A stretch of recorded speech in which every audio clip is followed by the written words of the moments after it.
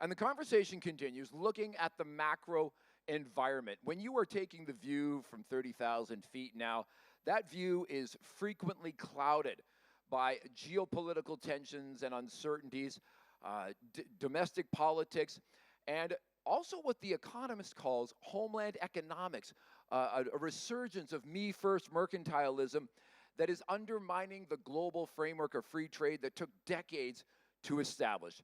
But to help us make sense of this and to blow away the clouds, we have an able panel to do so. It is going to be led today by our moderator, Julia Leung, the Chief Executive of the Securities and Futures Commission, if you'd like to join us. She is going to be joined on stage by Mike Gitlin, who is the President and CEO of the Capital Group. Here they come. And Richards, the CEO. Sure, let's hear it for them. Thank you very much, Mr. Chan. Ann Richards, the CEO of Fidelity International. We have Andrew Schlossberg, the President and CEO of Invesco, and Mark Wiedman, the Head of Global Client Business for BlackRock. And as they take their places, ladies and gentlemen, they're ready for action. And Julia, the stage is yours. Thank you. Thank you. Thank you. I'll go straight into the panel discussion because we only have 45 minutes. I wish to leave some time for questions from the floor. You've heard me and welcoming remarks, ticking off some of these mega forces which have a huge impact on your investment landscape.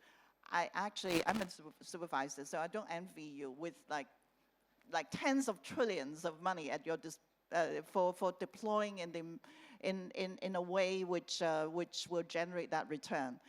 And yesterday, I've been dying to go to this panel because yesterday, we've heard from a panel of asset managers and bankers. They tend to think that asset management is the next risk. I mean, the non-bank is the next risk. So here we are talking 30,000 feet, looking at the macro landscape, and we have all the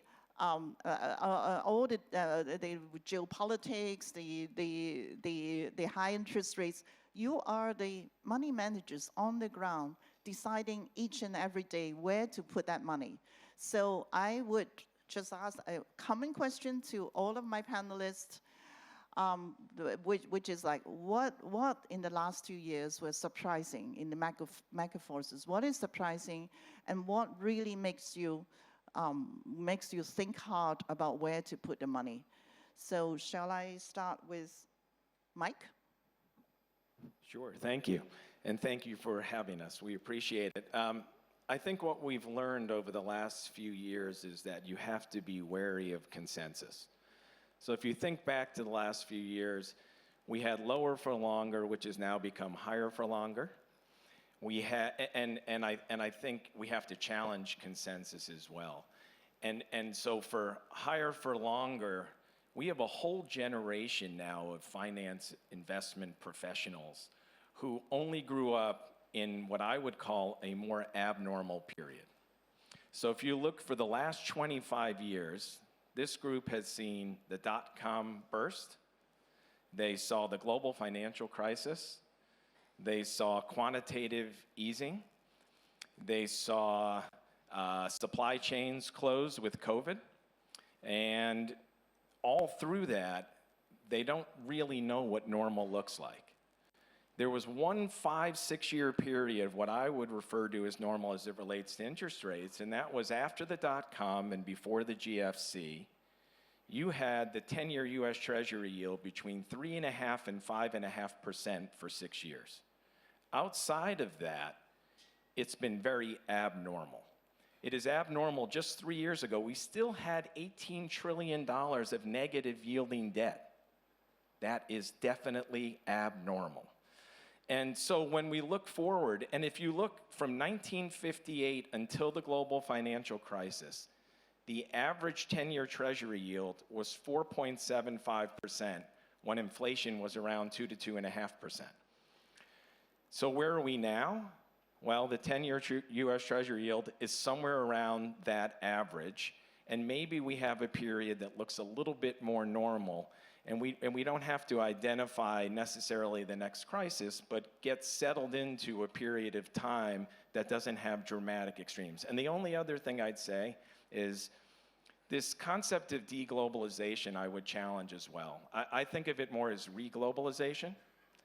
And If COVID and geopolitics taught people anything, it was diversification of supply chains. Everyone in the world is doing that. That doesn't necessarily mean massive reshoring. It means finding other places where you can find partners around the world. So I think we're a little negative on the deglobalization concept. It's more diversification and reglobalization. I like contrarian views. I think yesterday Vice Premier He also told us to make new friends. So you actually on the same theme. But yesterday we heard that there's no alpha in public market. So are we seeing the asset management industry coming to a growth bottleneck in terms of AUM and profits over the next few years? So what is your strategy? You're very good in contrarian the views, but what is your strategy in creating value for your customers? Yeah, the panels yesterday were fantastic, by the way. That doesn't mean every single fact you heard was true. And so I want to debunk some fake news that you heard yesterday. In the alternative credit space, there is a mindset that public credit can't generate alpha. So if you look at and this is not a Capital Group pitch, but it's a fact. If you look at our 10-year public credit, this is investment grade credit, our team has generated 97 basis points annualized of excess return through 2022. And so that is almost 100 basis points of excess return in the public credit markets. So just because someone says something doesn't mean it's true. That is a fact. And so I think it's important to know that facts are critical, and our team is able to do that in equities and in fixed income. And there are plenty of managers who are active who can generate alpha and not just beta. Yeah, well, that is true. I will reduce your advertising time for Capital Group. Can I add a comment, though? Andrew, yes. So just to pick up on what Mike said, so he's not a lone voice here. I think the issue is not active or passive. It's both, and at privates and publics, and I think it's both. I think our biggest issue is there's too much cash on the sidelines, and what are we going to do to bring it back into the marketplace? Thanks. Anne, what is your take on the macro forces? And you've heard the global bank, one of the global bankers was saying that the next crisis is in the non-bank. Shock horror, bank says next crisis isn't going to be in banks. I mean, you know, I don't think that surprises anyone. So look, I'm going to pick up on something that Mike said and in terms of what is normal, where do we find normal? And I think there's, just to be a little contrarian, I think there are two things which have changed. One is global demographics, and I do not think our economic models have yet got to grips with the fact that the global demographic and the shape of the global demographic over the next 20 years is going to be very different from the one over the last 20, 30, 40 years. How does that feed through into demand side, all of that kind of thing? I don't think we have got anywhere close to getting to the bottom of that. So I think that is something that is different. What that means, whether that's inflationary or deflationary, find me two economists, I'll find you three views, but nonetheless, I think that is something that we need to really factor in as we go forward. I think the other thing that has changed meaningfully over the last 20 years or so is the interaction between fiscal and monetary policy. And I think you've seen governments leaving much, much more to central bankers to sort out, with consequences for their own finances. And again, how that plays out, I think, is going to be quite different going forward. And I think there are some quite tough choices that have to be made, which will then have ramifications for what the investment horizon looks like. But then to sort of pull it back into specifically what the implications are for our industry, if you think about what we try to do, we try to provide the bridge between the underlying growth that comes through corporates, whether it's through their debt, whether it's through their equity, but that attachment to the real economy. And we try and marry that to what individuals, whether that's through an institution or directly, to what their aspirations and needs are for their whole of life savings, whole of life investments from cradle through to grave. We try and be that bridge between the real economy and what individuals need over and above what they gain day to day and when they work.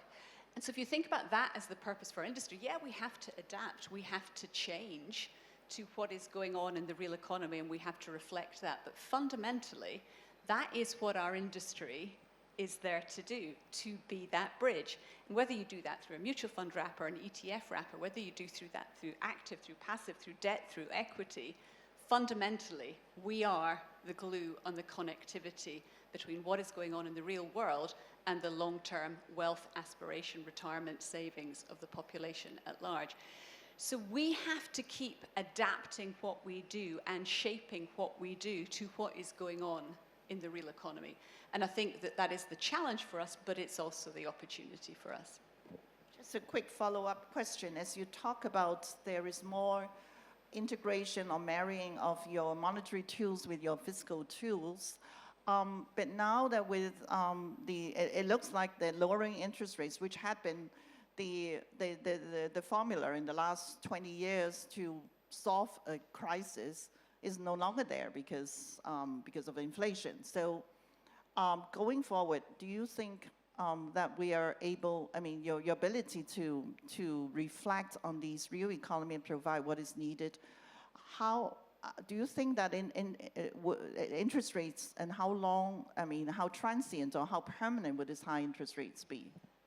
So I think what you have seen is that the transmission mechanism, and particularly in the US, has acted with far less speed than has historically been the case. So the inflation was much slower to respond to a higher interest rate environment, and actually growth, activity was slower to respond, particularly in the US. Actually, it's worked a bit better, probably in Europe than it has in the US, but then the banking sector still has a greater role, for the reasons we heard yesterday, in the transmission mechanism in Europe. So I think it has been slower, but I think we would argue that the transmission mechanism hasn't in itself been broken. It's just been pushing on a piece of string rather than pulling on a piece of string. But ultimately, we have succeeded in moving it a little bit. If you look at the most recent data, you can sort of see finally the transmission mechanism is working, inflation is beginning to move. So I think that it is still there, but in this environment, particularly as you head into the political cycle that we are going into, I think it's going to make central banks globally, but also in the US, wary about doing anything too suddenly on anything. So I think this year will be a year of cautious policy, which probably does mean higher for longer, but with less likelihood of big jumps in either direction. I think that is probably because of that cautiousness in an election year. Yes, of course, a vote of confidence in our central bankers. Andrew, back to you. You mentioned cash. There's a lot of cash on the sidelines. So what is it that you're doing with it? Well, I did mention cash on the sidelines, and we represent shareholders around the world, so maybe I'll just comment what they're telling us rather than what we're doing with the cash. And this is more wealth management, wealth advisors, individual investors around the world, in particular in the developed markets. Something like a third to a quarter of their portfolio is in cash or cash-like instruments. And for the reasons Mike and Ann were both already covering, the interest rate picture is one of them. But I think the comment I wanted to make was more around the geopolitics. And I think picking up on what Ann said, I think one of the greatest challenges we're seeing is the tensions, wars around the world is really playing on the psychology, we think, of individual and wealth advisors. And so not only does the interest rate picture probably need to get more clear, but also I think the political environment, which is going to be difficult. So what we're seeing is portfolios are really positioned in a pretty defensive way, and what it's going to take to get them off the sidelines isn't just interest rate policy, but really, I think, sentiment and psychology. Taking both Anne and Andrew, it seems like it's your psychology. It's how we think about the global outlook that matters, and you're just the intermediary trying to deliver. Well, I don't know, Anne, if you want to. Well, of course, we have our own positions. It's their money, and what they're doing with their money is staying in cash, and they're getting paid to stay in cash. And so what's the catalyst moment that's going to create for them to look at riskier assets? And that'll probably come first in the private and public credit markets. And picking up on what Mike said, it's both sides of that market. But really, they're looking for the catalyst moment. And it may be interest rate policy, but it's probably not political certainty over the next year. All right, so waiting for that catalyst.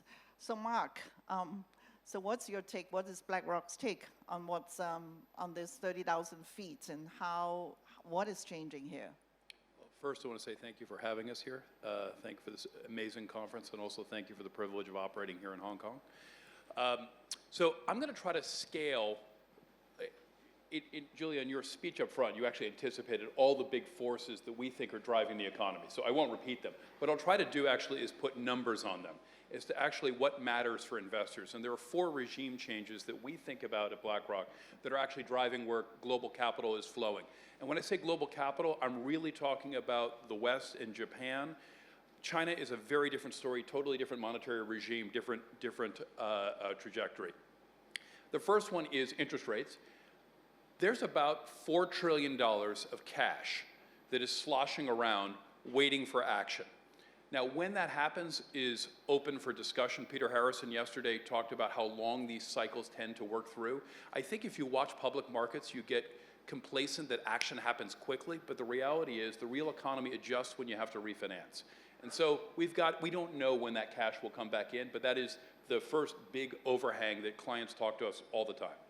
The second big driver is we see is the transition to a low carbon economy. And right now, the world invests about $2 trillion a year in energy of all various forms. That number, we think, is going to go to about $3.5 trillion, and the mix will shift from about 60% green-oriented, renewable-oriented, to about 80%. So we're talking about roughly $2 trillion of incremental investment in the transition.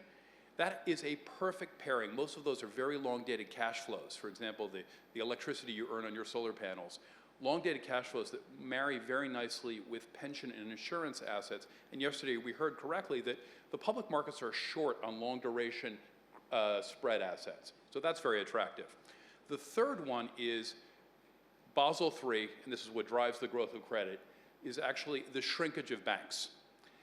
Western banks, we're not really talking about Japan or Asian banks. And the reason is Japan credit demand is very, very low, and there's actually plenty of capital in the Asian banks. But in the West, what we're going to see is $4 trillion, we estimate, is coming off of bank balance sheets over the next 5 years. It'll come off in the form of loan sales or securitizations. And that's going to end up in asset manager portfolios and ultimately in the hands of pensions, insurance companies, and wealth. So that's about $4 trillion, call it $800 billion a year. And then there's a lot of talk about, as we have been talking about, supply chains and geopolitical tensions.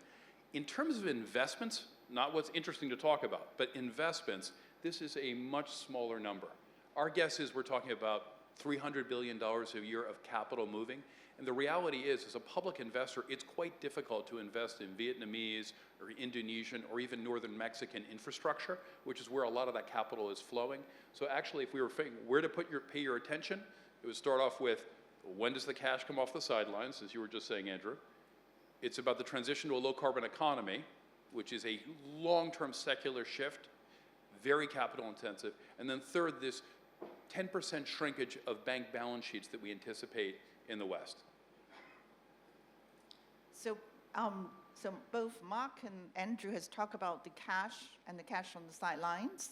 So and this $4 trillion that's waiting to be deployed once the catalyst moment comes. So Mike, I want to ask this question. We've seen during the pandemic when interest rates were zero, investors would plow into tech and alternatives and private sector that you talk about. So now that we are nearing the interest rate cycle, the hiking cycle is nearing an end, how do you expect the alternatives, the private market to grow, or the tech stocks, which should be hit, suffered more from the high interest rates? Is it going to be the same more of this trend or other? Yeah, when you look at the market, I think what people want to do is two things. They want to stay invested and they want to get the big things right. And so when I look at interest rates, and I think this is a really interesting conversation, I agree with Mark, when you want to own bonds is at the end of a hiking cycle. So the window really opens from the last hike to the first cut is the window of opportunity in bonds. And the big move is the 500 basis points plus of hikes we've already seen. Trying to be smart on the last 25 basis points of hikes isn't a good business to be in. So trying to get the big moves right. What hurt people in 2022 wasn't credit, it was owning duration, because rates went up so fast. If you look at the forward market, the market predicts the Fed to cut by 75 basis points over the next 13 months. I don't know if that will be right or wrong. But the market thinks we're relatively close to the peak in developed market central bank hikes. If that is true and yields are high, you have an opportunity now to own bonds at 6, 7, 8%. Very similar, I'm guessing, to most people's long-term capital market assumptions for equities. So I do think that window's open, and I think that's an opportunity. I think the public-private debate, I'm not sure it's as much of a debate as trying to find an opportunity and how much you're willing to give up for higher expenses and illiquidity. And there's just going to be a portfolio construction impact to that. So you can't look at them in isolation. I think you have to think of these things in terms of portfolio construction, whether it's active management, passive management alternatives. How do you think of a broad portfolio solution, and what's the liquidity profile of that portfolio, rather than an either-or conversation? Right.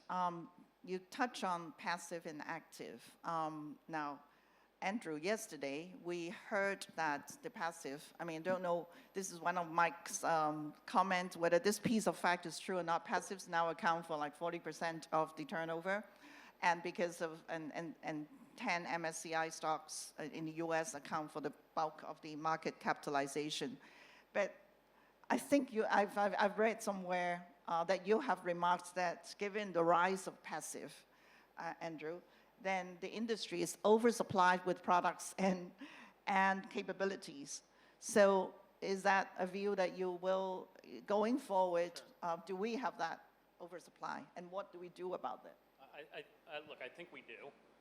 As an asset management industry, we have twice as many products for the retail and wealth space in the last 20 years than we have in the US 60% of the stocks. So something about that means we might be oversupplied to product. But I think it's more the emphasis, it's less on a passive active discussion. I think it's the emphasis on quality. And everybody here on the stage will talk about investment quality. And it's why we're especially happy to be here with this group, because everybody here is about investment quality. And it's also about longevity and taking long-term positions, making short-term fluctuations, but long-term decisions. The only thing I'd add to what was commented on yesterday, because the narrowness of the markets, whether it's 10 stocks in the equity markets, or it's people invested in their domestic economy only, or they're just in cash securities, is that the markets are way too narrow and concentration is way too high. And so I think there's plenty of product for people to go into. I think the work we need to do going forward as an asset management group, I think, and certainly as Invesco, is to make sure that we have high quality products. And I think something maybe we can talk about later, that we're set up for more personalization. So less packaged product and more people able to express their points of view in portfolios. I think I've heard a familiar theme through all the speakers, that it's not passive versus active, it's not choosing one against the other, it's your choice, it's your prospect. But I would make it more pointed to Mark. How do you make, I mean, the audience in this room are dying to hear what's the next three things that you think that would be yield, that would provide the yields, which is better than bank deposits. So tell us. Well, first, actually, you're part of one of the struggles that banks have is that the spread income that were addicted to when you could pay zero basically and lend out at something is being compressed. There was a nice, lovely window where banks were able to pay zero to depositors and earn like 4%, 5% on risk-free assets, and that's over now. And so the average deposit in the US, for example, has already gone up to 3. In Europe, a little slower because there's less competition from money market funds, but eventually that tension will lead to effectively NIM compression. I think what's interesting going forward in terms of long-term yield, Okay, I actually agree with Mike that the long-term, that picking exactly when to leg into long-term assets and particularly spread assets, that's a difficult game. But if you liked bonds, or even if you didn't like bonds back in 2019, you gotta love them now, because they actually, like, you can earn on the risk-free assets, you're earning a real return of 2.5%, and then from there you can just stack on that with credit. So now is a golden age for getting back into long duration assets. Depending on your preferences, you decide whether to do it now or in the future, but that's going to be a bigger part of our portfolios going forward than not. The other big parts are private credit. I think whether it's insurance companies or individuals, that extra spread, assuming they can either match their liabilities or handle the illiquidity risk, that's another very attractive area. And then infrastructure. The world needs huge sums of infrastructure. I mentioned the transition, that's $1.5 trillion extra per year, but it's also aging societies, as Anne mentioned. All large economies are facing fiscal constraints. Everybody is going to have a problem with not enough workers relative to retirees. So the state is going to have a fiscal constraint on how much it can fund in infrastructure. There's only one place that can come from, which is actually from long-dated investors. So those are the areas we'd go. Bonds, especially with credit, private credit, and then infrastructure. Good, a good list. And I'd like to turn to you for management skills. Now, as we said, we are seeing reversals of multi-decade trends. And you've written in an FT article, to maximize the chances of survival in a storm, 3 things are needed: a well-drilled crew in a seaworthy boat, enough life jackets for everyone on board, and the ability to swim very fast to the shore. Now, although you're talking about fintech firm, clearly, but I believe that asset managers also needs to translate that into, I mean, I said it all the time to the industry, risk management, contingency, planning, agility. So can you talk a bit about how, through these forces and changing in forces across Fidelity International, and what are the implications on the management skills, and what kind of people do you, how do you teach them? I mean, particularly when some of you were talking about they've gone through an era in which is low interest rates. I mean, how do you retune them into this, this new world? Well, I think actually this is one of the most fascinating topics for all of us who invest in markets. And if you look at, you know, before I specifically come back to Fidelity, just actually thinking about the businesses that we invest in and what we've been seeing, particularly out of the US. If you look at the earnings season this year, it's come through really strongly. Management teams in the last 5 years have been through an unbelievable storm where they have had to redesign, retool, reimagine entire supply chains, entire workforce practices. I mean, who knew that we could put global workforces in dozens of countries simultaneously into a working from home environment and keep our businesses going, keep the businesses that we invest in going, by the way, who've done the same. So I think you have management teams who have been kind of honed in a furnace to highly tempered steel. I'm probably mixing analogies horrendously at the moment, but you kind of get that. And I think you've seen it come through in corporate results. So you know, don't underestimate the power of management who've been through a lot, actually. Their ability to pivot, to be agile, to reimagine stuff is probably better at this moment in time in just about every industry to any other time in history, because it's had to be. So when you then sort of pull back, what does that mean within our industry and within our business in particular? Asset management is a peculiar business because we have almost no pricing power at the revenue level. You know, you try talking to a client about lifting fees, right? Not a conversation. You know, you go into a supermarket, they lift fees they lift prices all the time. Really hard for that to happen in an asset management world. We rely on markets to progress, for our fees to increase, and yet our costs are very much baked in and are very much aligned to what's going on in the wider environment, because typically in our business, half or so of our costs will be people related, and those costs tend to move with the broader market pressures on pay. So in a low inflation environment with low interest rates and rising markets, that's kind of a sweet spot for asset managers. The environment over the last 3 years or so has been radically different. So we have to go through that retooling, that reimagining of all of the foundational pieces in our organization. We have to strip out layers in a way that we've never had to think about before. So we have to think of ourselves increasingly as first and foremost, as a data business. We have to think end to end in the processes that underpin that. So the investment that we are putting in a ton of that foundational stuff around data, around technology, is larger than it's ever been, and by orders of magnitude. And then similarly, our people, we have to get them comfortable with the ambiguity of the environment that we're operating in. People have to be comfortable with change, and that ability to pivot is something that we constantly reinforce internally. So it's kind of a combination of simplifying processes, getting the foundational piece right, and at the same time getting the psychology and the headspace right to be able to keep responding without getting fatigued to this very strange world, this new paradigm that we're all working in. And it's intellectually interesting, but it's not easy. Any one of the our panelists would like to share their view on management? Mike's got a new job. Thank you, Mark. I appreciate that. So the one thing I would say, Anne's absolutely right. We do not control our revenue. There's a certain beta element to our revenue related to markets. We do control our expenses. And if you have the privilege to work at a private company, not a Capital Group commercial, just private public.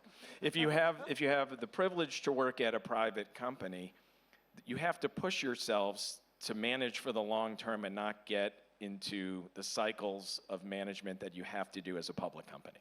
So when people evaluate your quarterly earnings as a public company, you'd prefer to meet estimates than not.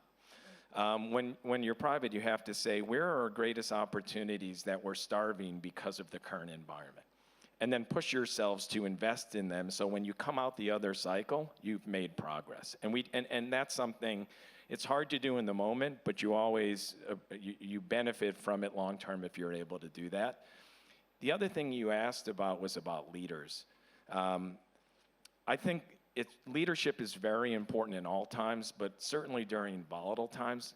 You want leaders who do two things very well: listen and learn. And Eddie does that very well.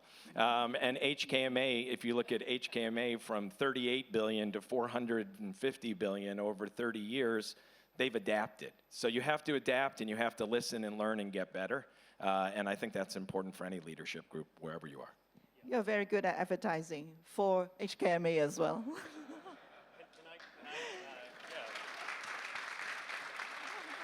Maybe just to add to Anne's comment on leadership, that was well said.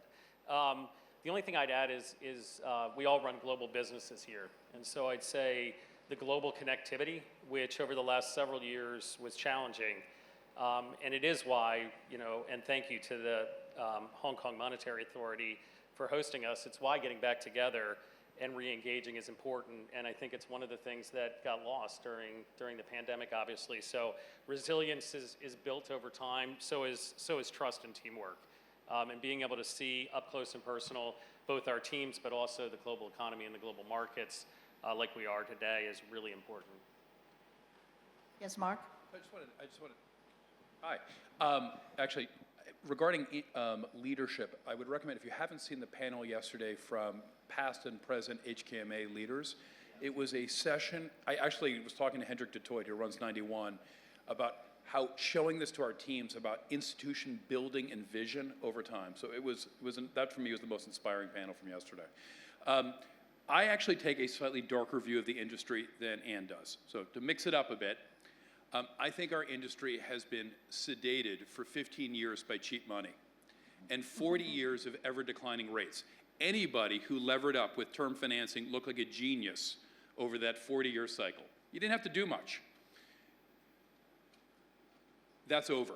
And I think that level of complacency is very difficult for organizations to shake absent a shock, and they haven't really faced a shock. I thought it was coming in March and April of 20 when equity markets were collapsing. I was like, uh-oh, here comes the overcapacity, it's coming out. Nope, we got that bailout. So I think we still struggle with that in all of our organizations. I know I've been reading Only the Paranoid Survive by Andy Grove again, and there's a passage in there where he talks about when Intel was facing the demise of memory chips. And he and his partner are saying, well, what would a new management team come in and do? They would say, we'd get out of memories. Why don't we do that ourselves? And I think that's something that every management team in the asset management world needs to, particularly in public markets, needs to be thinking, what is going to work for the next 20 years? Because it's probably not the stupor and the drug we got for the last 40 years of central bank pumping up of assets. Too bad. That was great, but it's over. I love you, the way that you describe it. The central bank drugging you and sedating the industry. Right. Now, my question list is blinking and blinking, so our audience are actually had quite a lot of questions. I will take one from here, and if anybody is ready for the next one, I'll take the next one from the floor. This first one is, it's named, so I will say, so it's real. So it's John Orchard from OMFIF. How worried are you about the US fiscal position and its debt sustainability? And what impact on the sovereign bond market and currency would you expect? So this is a timely question for November where there's a deadline for the debt ceiling. So who would like to take this? And it's based in London. You can't ask the one person not based in the US to answer this question, folks. Come on, get real. It makes it far more credible. I'll take it. Mark. Very quickly, the fiscal unsustainability of the US right now is not priced into markets, and no one's really paying attention to it. And one morning, people are going to wake up and decide this is one of the most important forces in global capital markets. I don't know what will trigger it. It'll be something. And at that time, it won't be a funding problem. The US government can fund in perpetuity. There are plenty of buyers out there who will buy treasuries. The issue is that it will reprice global capital. So yields will rise, and every asset in the world will be repriced. When that happens, I don't know. Yeah, the other thing I would add to that is I talked about a generation of investors who are accustomed to the abnormal, not the normal. There's also a generation of investors who are predominantly dollar-based investors in their mindset. And I think we talked about diversification of supply chains and the concept of reglobalization. There's also diversification in currency. And I think there's an opportunity for the dollar-based investors to get non-dollar exposure. So I think you'll see more of that. The dollar was a one-trick pony in financial markets for a very long period of time. Having exposure to non-dollar either through global bonds or global stocks or trying to find a way to get that, I think will be a good thing as you look at any country's fiscal policy. I'm just going to add one thing to that, which is, and going back really to what Mark said, which is a very important point. When you're the world's reserve currency, when you're the world's risk-free asset, I put that in quotes, the other side of that coin is it means you do rely on the kindness of strangers. And I think sometimes the US forgets that it relies on the kindness of strangers to keep the investment flows flowing towards its key markets in the way that it likes. And so I think Mark's point is absolutely right. There is a moment, if the US doesn't build that into policy, that there will be chickens coming home to roost. Yet another metaphor for you. Andrew, you have anything? I'll let Ann have the last word. Always good to have a woman have the last word. Right. Any questions from the floor that would take precedence? Yes, please, this gentleman in the middle. Hi, it's Freddie from Invesco. So this question is not for Invesco, but I would say hearing a lot, all your leaders highlighting a lot of macro landscape, but we haven't talked about China. So a lot of global firms are actually finding difficulties to navigate the game plan in China. So how do you define your own firm's success operating in China? in the long run. So, anyone? Maybe start with Mark. You have a China presence. Okay, multiple of us have China presence. Yes. It's the second largest capital market in the world. Maybe one day it's the first. Long term has to be part of a global investor's portfolio. We also think there is a massive policy-driven shift in China to diversify people's retirement savings, which today are basically real estate and deposits, and in the future need to be more capital markets driven. So long term, those are big opportunities for us. Cyclically, this is a difficult time in China. Investment confidence domestically, I think people talk about China like US-China tensions are the driver. It's domestic policy, domestic investments are the driver of what we see as the long-term opportunities in China. Right now, cyclical challenges, but long-term, all of us, everyone understands that this is a central part of the global economy and global markets. Mike? Well, I think from an investment perspective, I always like it when you hear Fed speak and then people spend hundreds and hundreds of hours trying to determine what the Fed just say, and I always say what they just said. And so in China, if you're looking for long-term investing in terms of long-term policy makes sense. China economy is undergoing a massive transition that will take decades. And it's one from export-driven fiscal stimulus, land and property, to domestic consumption, domestic innovation, technology, energy transition. That, in an $18 trillion economy, that takes time. But if you're leaning into where the policy's going, you'll have a better opportunity to benefit from investing in those areas. Anne, you want to add anything to it? Well, I'd just say that I think when you look at the landscape, China and the Chinese economy is such a key part of the global economy. That is not going to end anytime soon. It's a key part of global supply chains. It's a key part of what keeps global capital flowing around the world.